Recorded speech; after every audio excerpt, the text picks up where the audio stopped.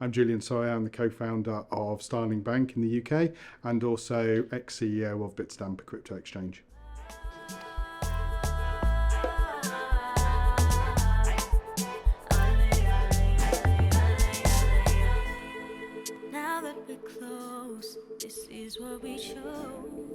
Good evening. It's great to be back at Portsmouth. I haven't been here for a long time, so it's really good to be here. I'm going to talk about the future of money, and I'm going to do it in two parts. I'm going to talk about fintech, and then I'm going to talk about crypto. And you could argue that the fintech side is a little bit near. It's happening today. And then the crypto one is starting to emerge and is going to be massive in the future. Don't worry, I'm not going to pick on anybody here, so I want you're honest.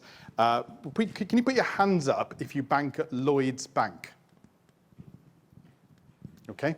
Can you put your hands up if you bank at Starling, Monzo, Revolut, or any other fintech? Okay. That's the future of money. Okay. Lloyds Bank has 24% market share of the current account market. That would have meant that everybody up to about here should have put their hands up. We didn't get that. Why? So if you look at what a fintech is, it's a mix of financial, and technology. A lot of people call themselves fintechs, and they're great at tech and just rubbish at financial services, and vice versa. I remember being at a conference, and the CEO of NatWest Bank, or the head of payments at NatWest Bank, I should say, said, we are the UK's oldest fintech. It's like, no. What is fintech? What is it? It's much more about your behavior and about your ability to deliver for your customers than it is about the size or scale of your organization. So I would challenge that NatWest can't be a fintech. How agile are they? We talked about challenger banks. What is a challenger bank? What it is two very, very simple things. Number one, it's about total focus on the customer experience. And number two, it's about executing faster. There were lots of things in Starling which we did. We had no idea whether they were going to work. We had a hunch, we had a theory, we had a hypothesis. We didn't know. But if you can deliver that capability, that widget, that item on the app, that capability, that insight, and it works, fantastic. But if that takes one or two software engineers, 1 or 2 weeks, why don't you just do it? What would a big bank do? They'd set up a steering committee. They'd have some business analysts writing some specifications. They'd go and do some market sizing. They'd probably spend some money on some consultants. And what would they get at the end of it? A de-risked plan that they then would take 9 or 18 months to deliver. The market's gone. When we started Starling in 2015, no mobile app in the UK allowed you to set up or create a new payee in your bank. And you guys are probably thinking, well, it's obvious, isn't it? Because a lot of banks thought that the mobile device was not as secure as a browser. I've had the pleasure today of walking around the university. There's an awful lot of PCs out there which have got browsers on. That is not as secure as your mobile that's in your pocket, which has got Face ID, Touch ID, and whatever else security on it. That was a complete fallacy. And so what happens is these big banks go into these big programs. Let's just think about what the average duration of the head of technology in a big bank is. It's 18 months. If you're going to do a big program, a big change program to deliver something, it's just not going to happen. And you look at what Starling and Monzo and Revolut and all the other fintechs are doing, it is delivering it so much faster.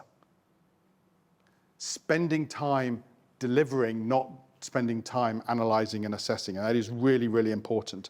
And then this total focus on the customer experience. The apps look good. It just works. It is obvious what it does. Let me give you a very simple example for those of you from Lloyds and other banks. When I make a purchase on my card, my watch beeps before the till machine, the point of sale device, says, you can pull the transaction's approved and pull that out. That did not happen in traditional banks. That happened because Starling and Monzo did real-time payments for the first time. That gives me some reassurance, because if my phone beeps now, I think I know where my wallet is, or my watch is, or my phone is. I know that something's happened. I don't have to wait for my monthly statement. Can you imagine waiting for a monthly statement that comes in the post to tell you what you spent on your current account? It just doesn't work anymore. So the question I think you've got is then, why doesn't the big banks, who have got customers, absolutely, have got profit, not all fintechs have, so that's great, and they've got multiple revenue lines, millions of customers, all great stuff. Why aren't they operating at the same level as the fintechs? And it's really, really simple. 5 reasons. Legacy systems. Now, we've heard about this. The technology is old. Yeah, we can understand that. You take out a mortgage that's 25 years old. So that means your technology has to be able to cope with things that are 25 years. Banks are run on systems that have been developed in the 1970s, 1980s. If you're running a bank system on a 1990 platform, you're doing pretty damn well. You're in a good place if you're in a bank. So you've just got this old technology that is not new, that is not modern, but also has been built on top of each other, and is just impossible to do anything. These banks are spending 80, 90, 95% of all of their money, their change money, their IT money, their project management money, on maintaining their current systems. I used to say that Starling spent 0 when I used to say that. They probably spend a little bit, but still single digits of their total expenditure is on new things, not on legacy. So you've got legacy systems. You've got legacy staff. Staff who think in the old way, not thinking agile, not thinking about the customer so much. These staff also sit behind bulletproof glass and hand money out. What's that all about? I don't know. And you've seen some banks who've actually then asked these staff to hold an iPad in front of that bulletproof glass and welcome customers in. They feel as uncomfortable as we do in that. So legacy staff, you've got the wrong people, the wrong mentality. Dare I say it, legacy customers. You've got customers who are expecting a multi-channel experience, branch, contact center, web, mobile, etc. That creates an issue. If you think of the UK population and have it in a jigsaw, what Starling did is it went, we love people who live their life on a mobile phone. I did not say we're after the millennials or the Gen Zs or whatever. I said those people who live their life on a mobile phone. It's not an age product, and that is super important when you look at the future of money. What the big banks have to do is they have to service everybody in the community, and that's right. But it also has a huge overhead. So we've got legacy customers, legacy staff, legacy systems. The other one is legacy products. I was talking earlier, and we were kind of hypothesizing that a medium-sized bank, call it TSB, call it Santander, big bank. How many current accounts do they have? Student, child, high net worth, blah, blah, blah. Let's call it 8 or 10. Why? Starling's got 1. Think about every time you want to make a change, every time the law changes, every time you want to do something different, you've got 8 or 9 different times to do it. Now think about channels. Web, mobile, add them all up. You've got a matrix. 60 changes, 70 changes to make in a medium-sized bank. Monzo's got 1. How much faster is that? Do students need a different current account than when you start work? No. It can be priced differently, yeah. You can have a different card design if you want. I mean, Monzo's great at that. But you don't need a different product. So you've got these legacy products. And the final one is legacy KPIs. How are you measuring success? And again, the big banks do it wrong. Over the last few years, banks have said that they will look at how many products they can cross-sell to their customers. And the golden number is 2.5 or 2.4 products to all their customers. I don't want that. That doesn't work for me as a consumer. I want the best product, and I will go to 10 banks for my 10 products if that makes sense. So you've got a legacy KPI. We were talking earlier about when you run a contact center, one of the big KPIs you have is the average handling time. In other words, let's get that time as quickly as possible, get the customer off the phone, and I can get to the next one. Think about that from a customer service perspective. If you have got a problem, you want to spend as much time as you possibly can with your bank to help you.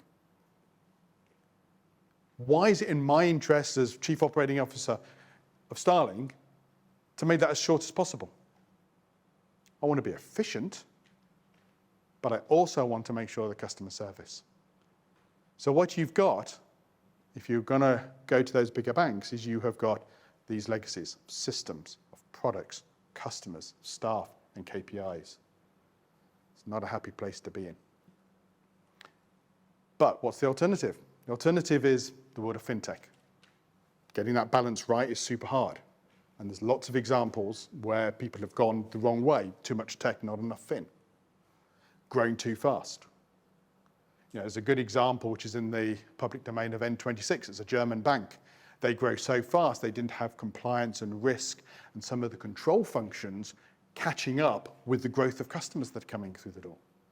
When you're onboarding thousands of customers a day, that becomes a real worry.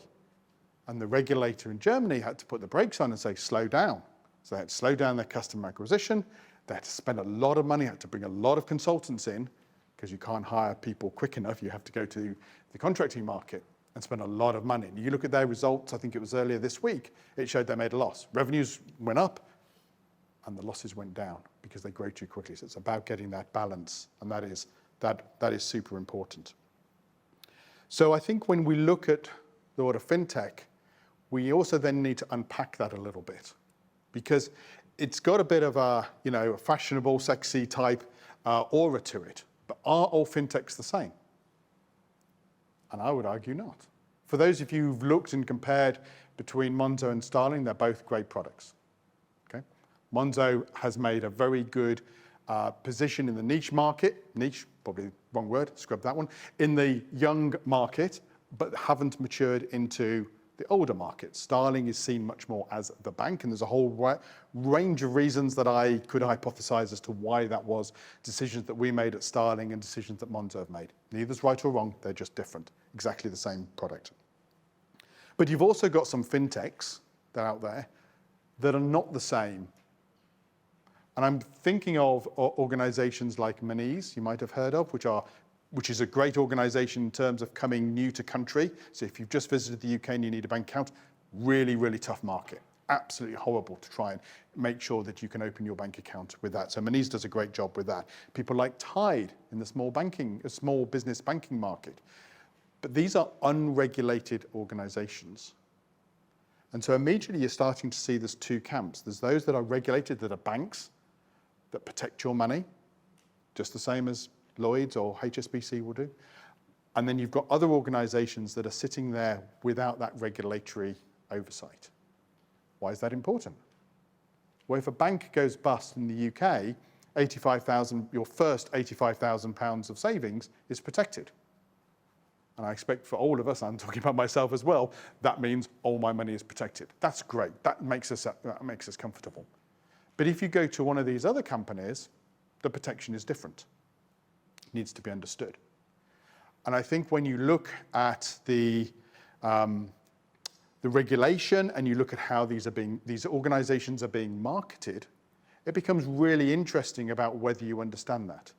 And going on the tube yesterday in London, there was just loads of adverts from Revolut and Tide and Monese and all these other companies. And it's like, the language is exactly the same. And yet as someone in the industry, as a subject matter expert, I know that's not as good as that or not as safe as that and as protection. And that becomes really interesting.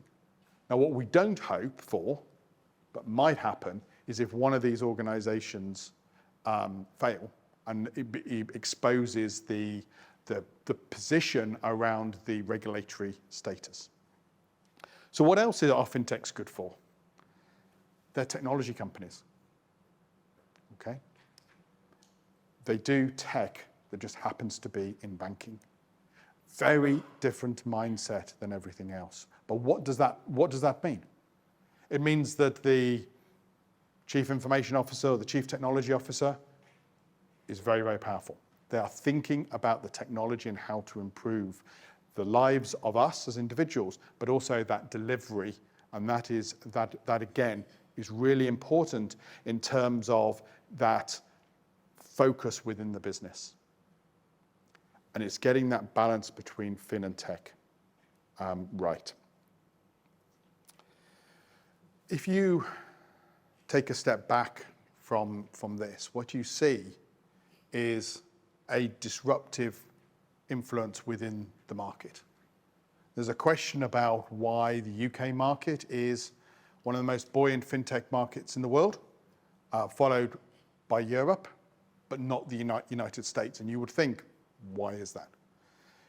Two primary reasons. Number one, the regulators and the government in the UK said we want more banks. We have 6 big banks. We don't have enough. If you look at Australia, they've only got 4 banks. I know they're a smaller country in population, but they've only got 4 banks, and they've got competition issues as well, and the Royal Commission does that. But it's really important that we get new banks. And if you think that Metro was the first bank in, I think, 100 years to be authorised, that shows how poor we are at getting competition in.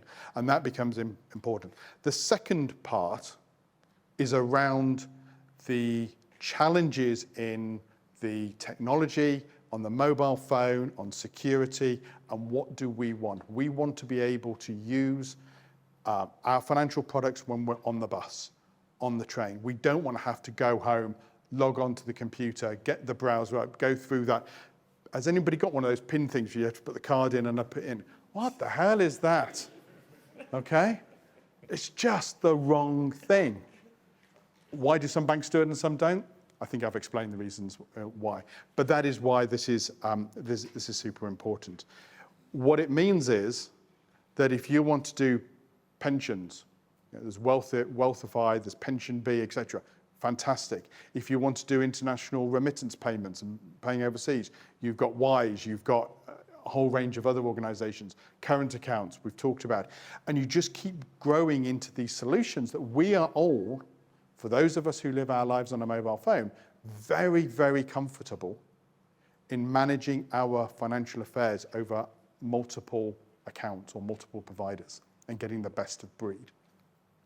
The danger is for the people who are with those legacy banks who don't know what good looks like and then are thinking about, are they getting the best deal? Are they getting the right customer service? Are they getting the right products and the right user insights and information? Therefore, I think what we're looking at when we talk about the future of money is very clearly a direction of travel. And unfortunately, it is not going to come, and I think you've probably picked this up from me already, it's not going to come from the big guys. The big banks are not going to get there because it's just too hard. It's interesting, a few years ago, RBS, obviously now called NatWest, created a couple of spin-off banks, completely standalone. One was called BO, B-O, Swedish for money or something. In England, we call BO body odor, but something else. I don't know. Don't know where branding came from on that. And they co-created another company called Metal in the SME space and small business banking space. Both have failed because they were controlled and managed by the mothership, and they couldn't get people with the right mindset. What was quite interesting is the CEO of BO phoned us up and went, could you come and help me? And we went, of course, we'd love to help RBS do something. RBS, just to give you a perspective, is the biggest payments institution in the United Kingdom. They run the whole of the government's payroll, so all the Department of Work and Pensions and everything else. Huge. They could not get their technology fast enough for BO to integrate, and so they came to us. And they paid us money to do payments. And we loved that, okay? just goes to show that even internally, an organization can't unlock that. So I think when we look at this, it is about mindset, it is about challenging the status quo, whether that's via technology, whether it's about your customer experience. It's about your behaviors as well.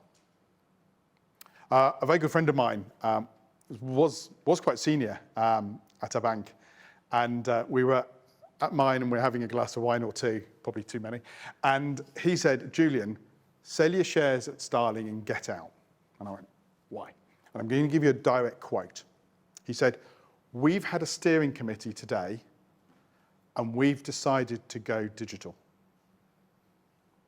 Steering committee, bureaucracy. What's a steering committee? We've never had a steering committee at Starling ever. Decided to go digital. That's like saying, I've decided to breathe today. You either are digital or you're not. At that point, if I could have bought any more shares, I absolutely would have done. Because if that is their mindset, if that's what they thought, and he was really serious, it's just the wrong answer. So I've answered part of the exam question. It is a bit scary having the picture up there, so I'm trying not to look. But I've answered a bit of the question on, the future of money.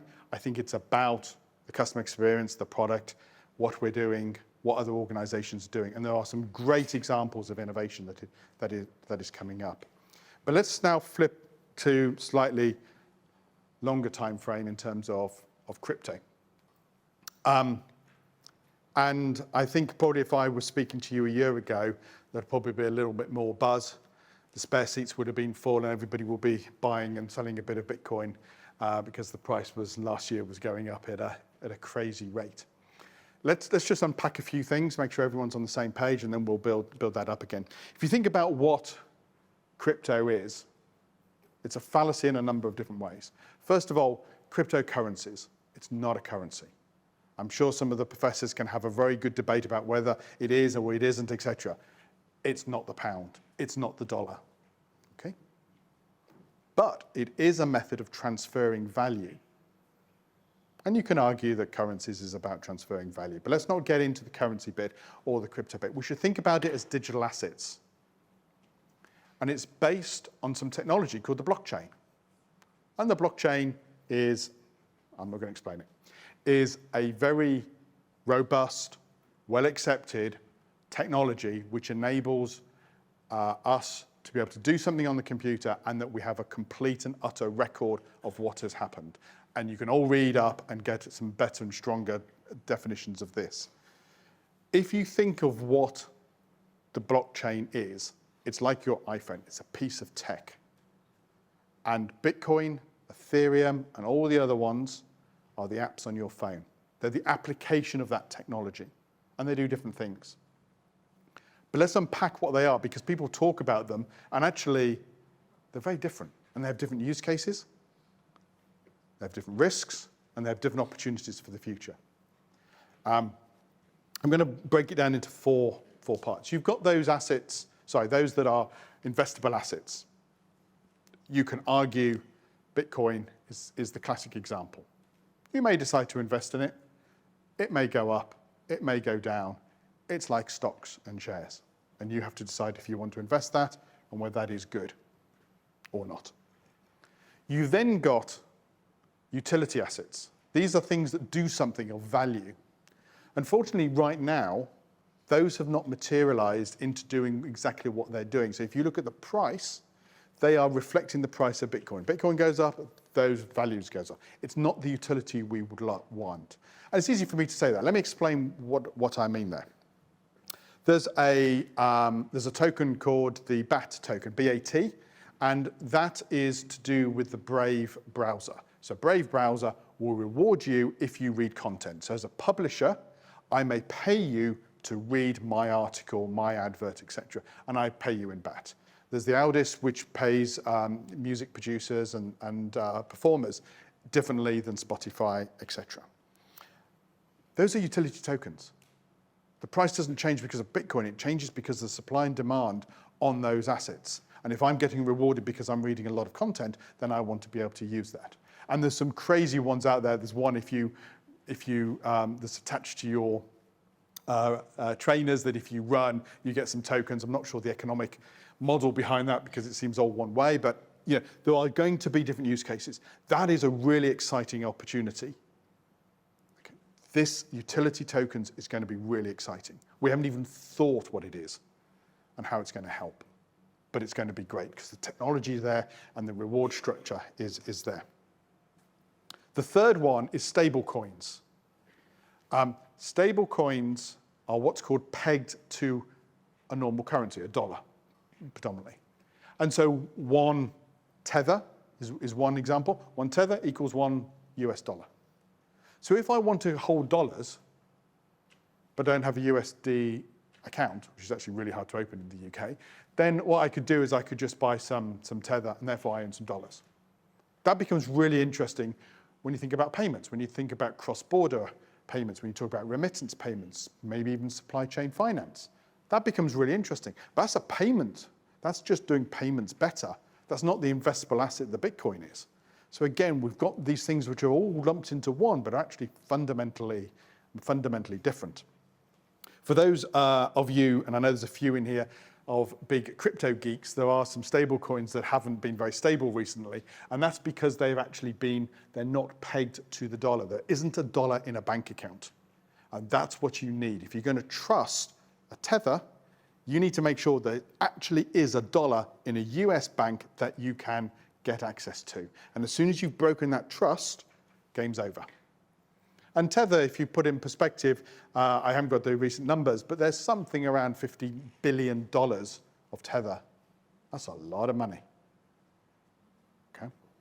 And we talked earlier today with some of your colleagues from the economics course, and we were talking about the economic risk of if something like that goes wrong, because these are new technologies, new businesses. That's quite big. 50 billion is a lot of money. So the fourth one is where the central banks have a digital currency. Central bank digital currency, CBDC. And that's central banks, Bank of England, Fed Reserve in the US, European Central Bank. Could they produce a digital version of the pound which helps banks to move money? Okay? Banks move a lot of money every single day. Okay? On the back of all of our transactions, of all our retail transactions, sending money through things like faster payments and chaps, etc. They are moving billions and billions every day. Can we do that more efficiently? And clearly there is a big efficiency drive that can be achieved through new technology, and that is called digital assets or crypto. So for me, whenever you talk about crypto or digital assets, you need to separate those out and really understand what people are asking, because they're fundamentally different. Okay? Gold has value, so does a pound coin in my pocket. Actually, I don't have that because I'm too digital. But if I did have a pound coin in my pocket, they're still money. But the way you use them, the way you store them, the risks associated with them are fundamentally different. I don't walk around with a gold bar thinking I want to go and buy a Coke or something. It is fundamentally different. And so we need to think about that in there. But what is happening in the world of crypto? So crypto, Bitcoin, is a very cyclical industry. It cycles every 4 years, and 2024 could be the next one. Could be the next one. This is not investment advice at all. Please do not do this. And if you want to ask me a question on that, for the record, I absolutely will. So it is very cyclical, and right now, it's what's called the crypto winter. There's no volume, no one really wants to buy, no one wants to sell, the price is doing this, okay? But what is happening is a fundamental shift. That just because retail customers, us, are not buying crypto, the institutions, your pension funds, your asset management funds, the banks, are getting into crypto. And that is a fundamental shift in the dynamics that is happening. Now, these decisions, as I kind of said earlier, do not happen quickly in these organizations. It takes time. But what you're seeing, if you think about the future of money, is you're seeing this juggernaut getting up to speed. You are getting organizations that maybe a few years ago said, well, we don't like crypto. Crypto is bad. Crypto is wrong. are now going, oh, we've got a crypto project over here, or we've just done this over here, we just launched this business over here. And that is really interesting, because what is happening is two changes in the market. Number one, crypto companies are hiring people like myself from financial services to run crypto, okay? I kind of call it the grey hair, or the older people who actually have been through financial services, do know what to do know how to lend, do know how to put the right amount of fin to the tech, okay? Really, really important to get credibility to move from the innovators and early adopters into the mass market. We cannot afford for businesses to fail. And then the second piece that is interesting is you've got the banks thinking crypto is now another asset class, is another type of investment product to sell to retailers. So it would not be unheard of for your pension provider to say, we think you should put a little bit into crypto. Absolutely, you should be putting into property, into oil, into defense stocks at the moment, and whatever else you want to do. But you'll start having conversations which says, you should also have a little bit in crypto. Maybe a year ago, you'd have asked whether you can do crypto, and they go, oh no, you don't want to do crypto. But now the conversations are changing. So you've got the banks going into crypto, and you've got crypto companies either trying to become a bank or hiring bankers and merging that. And that is starting to get that maturity. It's starting to change the conversation that's going to be happening. And if you think back over the last 12 months, the conversations you will have had with your friends, with your family about, oh, Bitcoin, should we get into it? You know, and there will be a set of opinions. Those conversations are going to continue, but it's going to be a lot more positive about where we are going. So there's a couple of bits that's worth just also touching on. One is consumer protection. This is really, really difficult for the industry. So bank, we talked about, £85,000, sorted. What are you told with your credit cards company? You're told if you book a holiday, put it on the credit card. Not a debit, on a credit. Why? Because you have rights, okay? That if the airline goes bust, the hotel goes bust, you can go to the credit card company and get your money back, okay? That's under the Consumer Credit Act. Really, really important. Where's the protection for you if you invest in crypto? And actually, it lines very similar to what I mentioned earlier about fintechs and those fintechs that aren't banks. Where's the protection?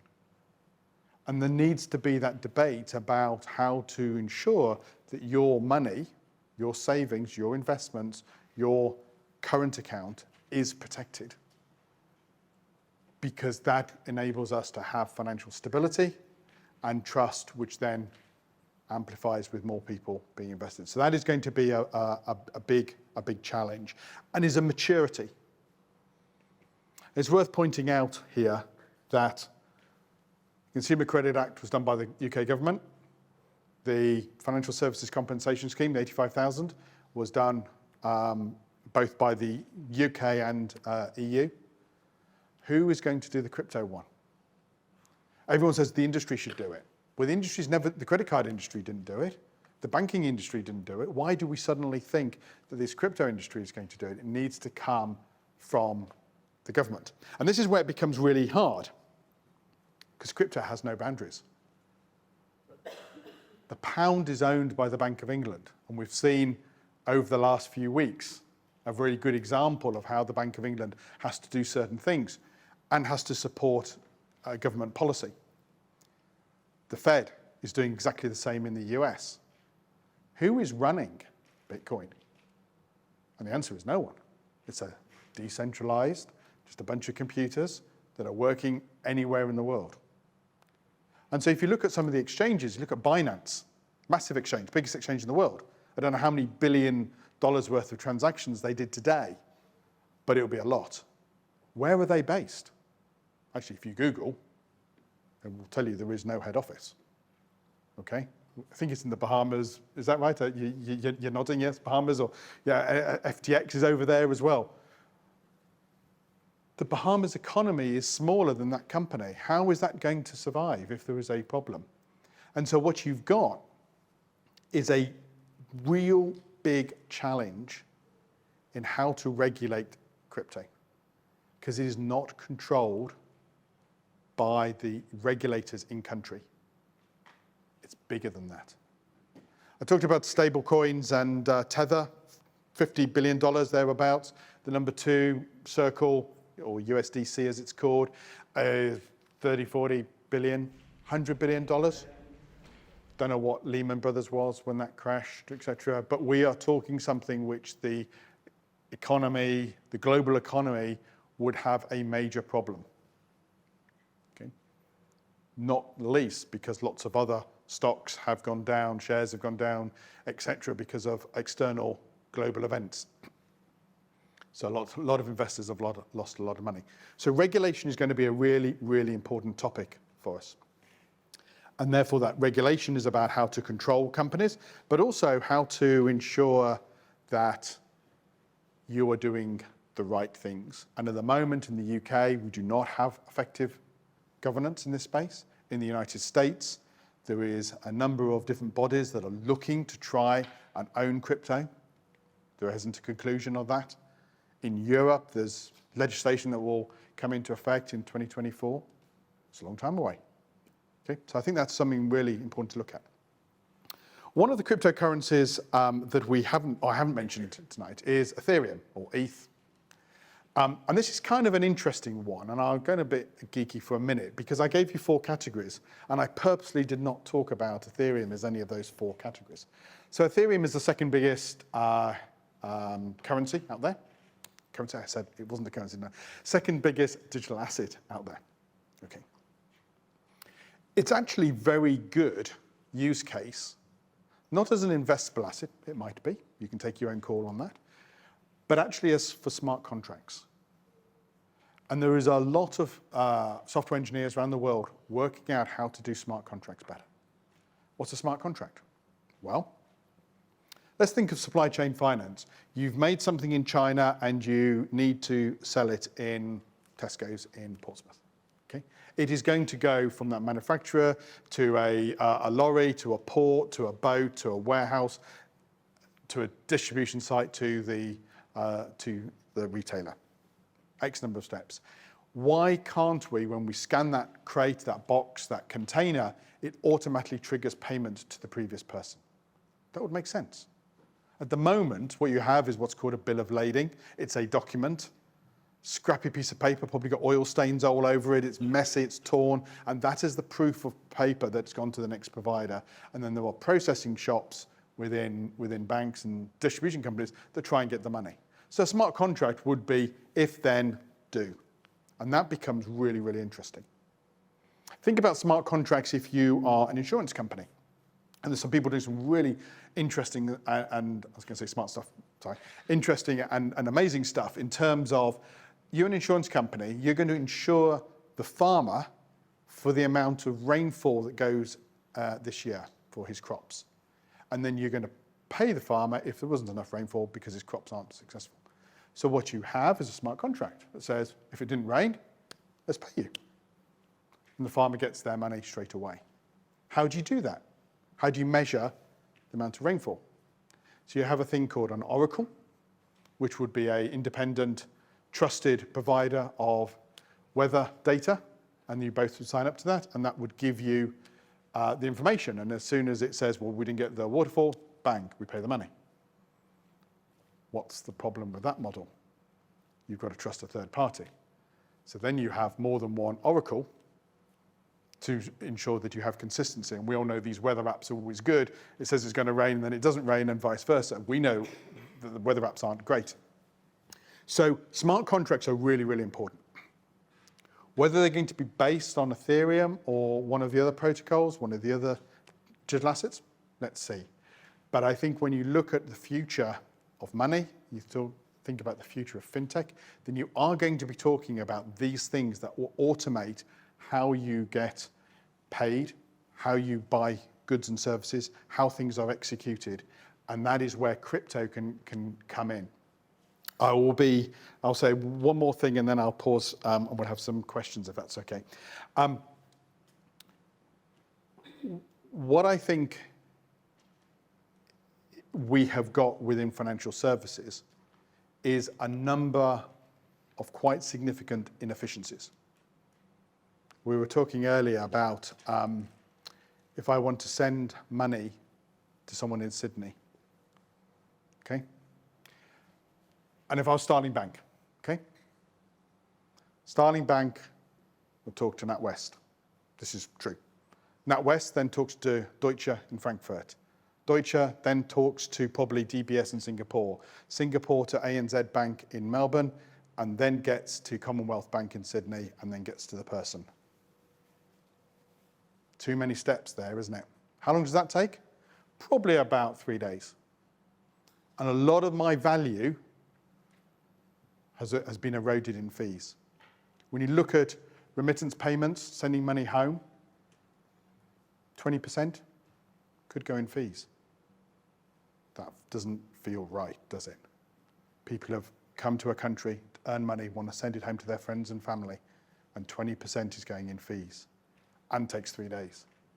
Why can't we do things at the speed of email, which is I just send you a code, you can get it. And that's where the innovation and the future of money really comes out, when we as an industry, and hopefully you guys either working with us in the industry or being consumers of that services, can start thinking about those new things that can really change money, because we haven't had that revolution yet.